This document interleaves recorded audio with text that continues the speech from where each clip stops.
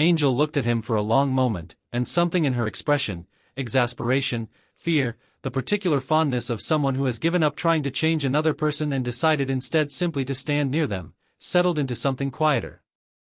"I have something for you," she said finally. "I was going to wait until after shift.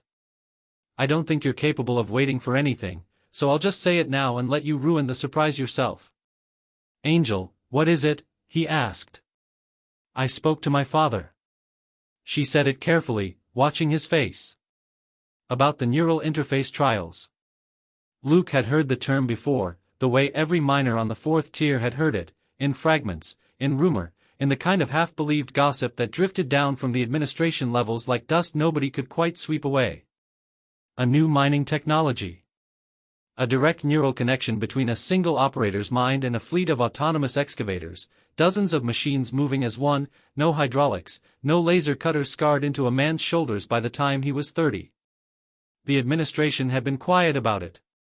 Quiet usually meant important. "They're running the first live trials out of the station," Angel said. "Small program. A handful of candidates, hand-selected. My father has final approval over the roster." A pause, deliberate, the kind she used when she wanted him to understand the weight of something before she said it outright. "It isn't just about quota efficiency, Luke. If the interface works the way the engineers think it will, it changes what we're capable of reaching. Not just deeper into the crust. Out. Past Phobos. As far as the belt, eventually, if the Council ever authorizes it. The asteroid belt." Luke had grown up on stories of the belt the way other children grew up on stories of monsters, distant, dangerous. Theirs, in the sense that every dream of a larger life on Mars eventually had to pass through it, and forbidden, in the sense that every expedition the administration had ever quietly funded toward it had simply stopped transmitting, one by one, over the past decade, swallowed by a void that the morning recitations blamed, without exception, on Earth. "And you got me a seat. I got you a chance at a seat. There will be evaluations. Physical, psychological, technical aptitude, and you tested almost dead last in the strength assessments 2 years running, so don't start measuring rooms for trophies." But she was almost smiling now, the careful administrative composure cracking just slightly at the edges, the way it only ever did around him. "I told my father what I watched today. I told him what I've watched you do for 4 years running. Every time some idiot 2 tiers down gets themselves trapped under something they shouldn't have been standing near. He doesn't think strength is the rarest thing in a man, Luke. He thinks loyalty is. And it terrifies me a little, how much he liked hearing that you have it." Luke didn't fully understand, not yet, what it meant for a man like Marcus Vallon to be terrified by loyalty rather than reassured by it.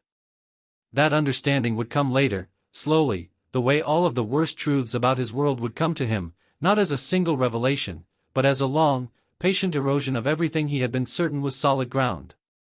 For now there was only this: the decontamination bay's recycled air tasting faintly of ozone and ice melt, his father's dented suit cooling against his skin, and Angel Vallon standing close enough that he could see, behind the careful control she wore like armor of her own, something that might have been hope. Above them, beyond every meter of rock and dome and recycled atmosphere between Tunnel 9 and the Martian sky, the thin red light of late afternoon was sliding toward the horizon, indifferent to the lives spent keeping it at bay. Luke looked up anyway. He always did, at the end of a shift, even though there was nothing between him and that sky but ceiling. "The frontier is built upon sacrifice," the recitation said. Every morning of his life, he had repeated those words without once asking the question that would, eventually, unmake everything he believed. Whose sacrifice? Not his. Not yet. Not today. Today, he only knew that something was finally about to change, and that for the first time since his father's arm had been crushed inside this same suit 19 years ago, the change felt like it might be his to choose. He was wrong about that. But he would not learn how wrong for a long time yet. Luke stared at the suit. "My father died in that frame," he said. The quartermaster looked up at the machine. "I know. My mother hated it. Most widows hate the thing that brings the body home." Luke touched the transfer tablet with his thumb, but did not press. If I graduate, they issue me a new one. They'll issue you something lighter, cleaner, and smarter. That's not the same thing. No. She waited a moment. Then she took the identification plate from the suit's chest and placed it in Luke's hand. Keep that. Luke looked at her. Is that allowed? No. She closed his fingers around the plate. Neither is dying for coworkers, apparently. For the first time that morning, he smiled. Then he signed. The transfer tablet chimed once. The suit no longer belonged to him. The gantry rose, carrying the Mark IV back into the row of waiting machines. Another miner would inherit it. Another body would climb inside the old frame. Another life would trust its failing joints and patched oxygen lines. Luke watched until the suit disappeared behind a curtain of welding sparks. Then he left the mines. The train to New Olympus ran beneath the Martian crust. Luke had traveled on industrial lines before, but never in the passenger cars reserved for administrative transfer. The difference embarrassed him. The seats were wide. The air was warm. The windows, though artificial, projected a smooth panoramic image of the surface above, red plains, black volcanic ridges, dust moving like ghosts across the horizon. In the mining trains there were no windows. Only benches. Only noise. Only workers too tired to speak. Luke sat rigidly with his hands on his knees, afraid to lean back and look too comfortable. Across from him, a boy his own age slept with his mouth open, boots polished, uniform immaculate. On his collar was a silver tear mark Luke had only ever seen on officials. Second administrative line. The boy had probably been born beneath a dome with trees. Luke looked down at his own collar. Gray. Labor tier. He adjusted it without thinking, as the train accelerated and the XAE 812 station disappeared behind him. For the first time in his life, Luke was moving away from the place where everyone he loved had died. He expected to feel free. Instead he felt as if he had forgotten something essential inside the mountain. New Olympus did not look like a city. It looked like a decision. The capital rose beneath three enormous pressure domes fused together at the base of Olympus Mons. Beyond the transparent shields, the volcano's colossal slope disappeared upward into dust and shadow, so vast that the mind could not read it as a mountain. It was more like the wall of the world. Inside the domes, everything was ordered. Roads curved in clean arcs.